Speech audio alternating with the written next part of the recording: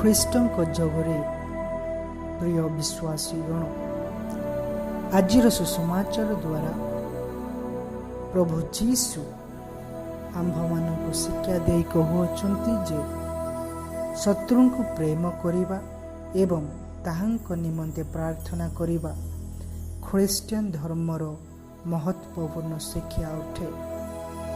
ପ୍ରଭୁ ଯୀଶୁ ଏହି ଶିକ୍ଷା ବାକ୍ୟରେ ଓ କାର୍ଯ୍ୟରେ ନିଦର୍ଶନ ରଖି ଯାଇଛନ୍ତି। ଆମ୍ଭେମାନେ ଶୁଣିବାକୁ ପାଇବା ଯେ ଲୁକ ସୁସମାଚାର ଅଧ୍ୟାୟ 23-34 ପଦରେ ପ୍ରଭୁ ଯୀଶୁ କ୍ରୁଶରୁ ନିଜର ତାଡ଼ନାକାରୀମାନଙ୍କୁ କ୍ଷମା ଦେଇ କହୁଛନ୍ତି, ହେ ପିତା, ସେମାନଙ୍କୁ କ୍ଷମା କରନ୍ତୁ, କାରଣ ସେମାନେ ଯାହା କରୁଛନ୍ତି ତାହା ଜାଣନ୍ତି ନାହିଁ। ଏବଂ ଆଜିର ପ୍ରଥମ ପଠନରେ ସାଧୁ ପାଉଲ କଲୋସ୍ୟ ମଣ୍ଡଳୀକୁ କହୁଛନ୍ତି ଯେ ଆମ୍ଭେମାନେ ପ୍ରେମରେ ବା ପ୍ରଭୁଙ୍କର ପ୍ରେମରେ ପରିହିତ ହେବା ଆବଶ୍ୟକ, କାରଣ ପ୍ରେମ ହିଁ ଜଣଙ୍କୁ କ୍ଷମା କରିବାକୁ ଶକ୍ତି ଦେଇଥାଏ।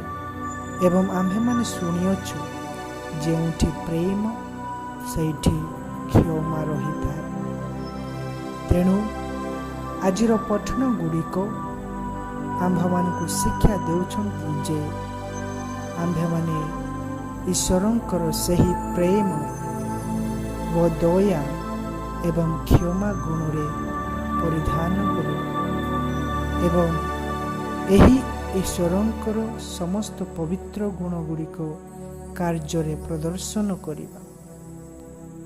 ଆଜି ଆମ୍ଭେମାନେ ସେହିପରି ଜଣେ ଭିନ୍ସେଣ୍ଟ ସଂଘର ଧନ୍ୟଙ୍କ ପର୍ବ ପାଳନ କରୁଅଛୁ। ସେ ହେଉଛନ୍ତି ଧନ୍ୟ ଫ୍ରେଡରିକ୍ ଓଜାନାମ।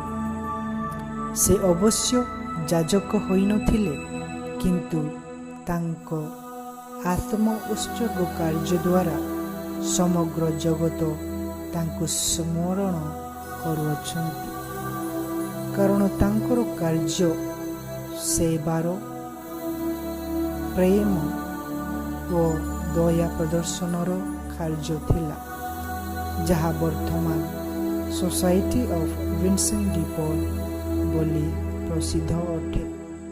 ଆଜି ଯେତେବେଳେ ଏହି ପର୍ବ ପାଳନ କରୁଅଛୁ, ଆମେ ପ୍ରଭୁ ଯୀଶୁଙ୍କୁ ଅନୁସରଣ କରିବା ଏବଂ ଧନ୍ୟ ଫ୍ରେଡରିକ୍ ଓଜାନାମଙ୍କ ପରି ଈଶ୍ୱରଙ୍କର ପ୍ରେମ, ଦୟା ଓ କ୍ଷମା ଆମ ପ୍ରତିବାସୀଙ୍କ ମଧ୍ୟରେ ସମ୍ପାଦନ କରିବା ଏବଂ ପ୍ରଦର୍ଶନ କରିବା ଏବଂ ଆମ୍ଭେମାନେ ପ୍ରଭୁଙ୍କ ଅନୁଗ୍ରହ ଆଶୀଷ ପାଇବା ନିମନ୍ତେ ପ୍ରାର୍ଥନା କରିବା ଏବଂ ଧନ୍ୟ ଫ୍ରେଡରିକ୍ ଓଜାନାମଙ୍କ ମଧ୍ୟସ୍ଥତା ମଧ୍ୟ ପ୍ରାର୍ଥନା ଭିକ୍ଷା କରିବା।